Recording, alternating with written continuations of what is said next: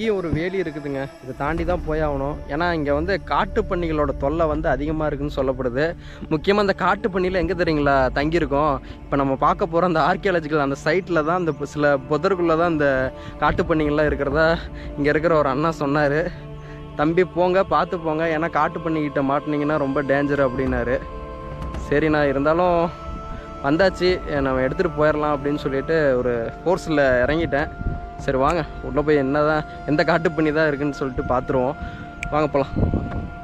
வேலியை தாண்டி வந்தாச்சுங்க. உள்ளே நம்ம ஆர்கியாலஜிக்கல் சைட்டுக்குள்ளே வந்தாச்சு. இந்த ஆர்கியாலஜிக்கல் சைட் பார்த்திங்கன்னா நம்ம இந்திய தொழில்துறை மூலியமாக பராமரிச்சுட்டு வந்துட்டுருக்காங்க.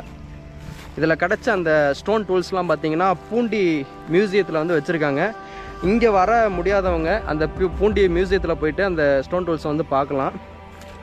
முடிஞ்சால் ஒரு அட்வென்ச்சரஸான ட்ரிப்பு வந்து வேணும் அப்படின்னு சொல்லிட்டு விரும்புகிற பீப்புள்ஸ் பார்த்திங்கன்னா